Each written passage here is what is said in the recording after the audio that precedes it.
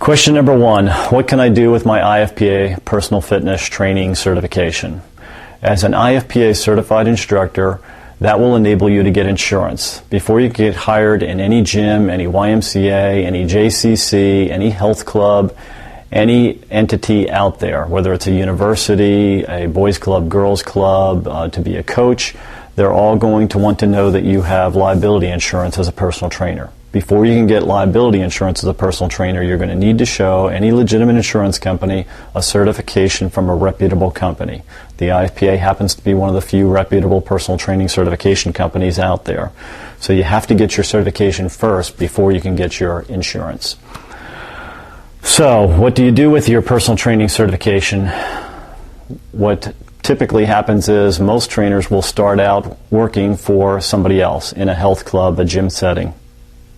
As they develop their experience and their reputation in the business, then they typically consider doing freelance work where they work individually for themselves, either in their own home, in their own personal training studio, or in other people's homes. And we'll get into more detail about that a little bit later on. The second big question that we get all the time is, how long does it take to get through the certification process? That varies a good deal. If you're sitting there watching this video and you already have a master's degree in exercise physiology, you're well on your way to having all the knowledge you need to be a successful trainer. However, one of the big things that the IFPA has gained as the world leader in practical fitness is the fact that even though everything we do, every course that we have, every certification course, every continuing education credit course that we have is based on science, what we do is get to the heart of what's practical, what knowledge you will need to be successful. And our personal trainer is designed for you to be successful with a healthy population, albeit they may be out of shape, overweight, obese, deconditioned, but they don't have any serious medical problems. So our basic personal training course is designed for the healthy population. That's what you'll be working with in this entry-level course. Now, of course, we have other certifications that will help you deal with special populations, and we'll talk about that briefly a little bit later on. But how long does it take? First of all, you should know that there are several sciences that you should know, and we'll cover those here briefly. But once again, I want to assure you that any course you take through the IFPA, what we're going to focus on is what is the knowledge that you need to be safe and effective as a trainer.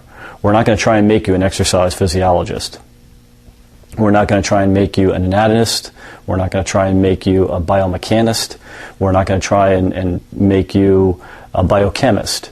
Our goal is to give you that knowledge, the basis in science that you need in order to be effective as a personal trainer. So in many ways, yes, we do a lot of education at the IFPA, but what we do more of is practical training. So everything that we teach you is going to be designed for that. You're going to look at our course materials, and there's a lot to be known there, but we don't waste any words. Everything that we put down in those our manuals, everything in our study guides, everything in our workbooks that you get with our courses are designed to help you learn precisely what you need to know to be safe and effective. In other words, what you need to know to be successful. How much money can I make as a personal trainer? That also tends to be a very popular question that we have here. Again, that question depends on various factors. Obviously, if you're somebody with just a high school diploma, you're not going to make as much money as somebody that has a 2-year associate's degree in exercise science. Likewise, if you have a 2-year associate's degree in exercise science, you can't expect to make as much money as somebody who has a 4-year degree in exercise physiology. If you have a bachelor's degree in exercise physiology, you can't expect to make as much as someone who has a master's degree. And obviously, someone with a PhD in exercise physiology would stand to make a lot more money than someone that just has a high school degree. But that's not all.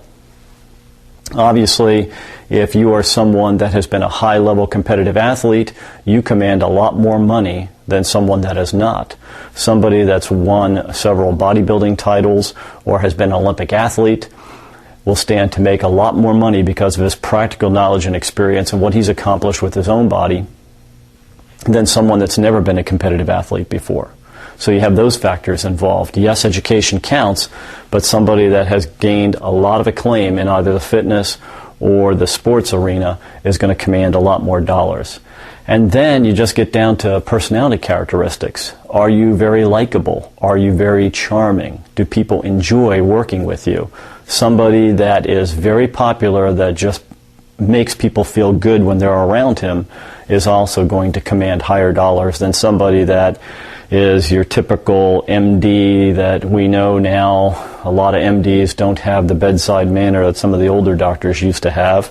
And if they are just a mechanic working on an automobile and they make you feel like a machine and you don't enjoy the process, then obviously someone with a lot more charm, a lot more compassion, a lot more sincerity is going to make a lot more money than somebody that doesn't have those personality characteristics. So, along with that, you also have the demographics of the area you're in.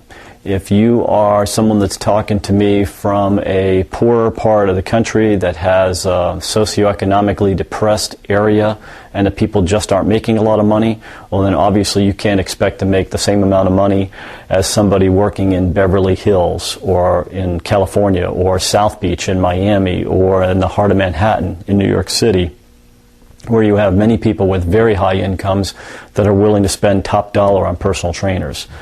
So the numbers that we've seen here at the IFPA for personal training services tend to revolve from a low of about $40 per session, and a session is generally between 30 minutes to an hour, depending on what you want to accomplish. Typically a strength training program where someone's going to come in and do a warm-up, a strength training workout, and a cool-down. That session will last about an hour. If somebody that's going through a flexibility program, the session may only last for 30 minutes of flexibility exercises. So the session depends on what you're going to accomplish. But typically what we see at the IFPA is a session will last anywhere from 30 minutes to an hour, and that session will cost $40 to well over $100 an hour. One of the areas here in Florida that we're very familiar with over in Orlando tends to be a socially economic depressed area as far as income levels for the people that are working in the tourist industry. So people in Orlando tend to make towards the lower end between $40 and $50 an hour.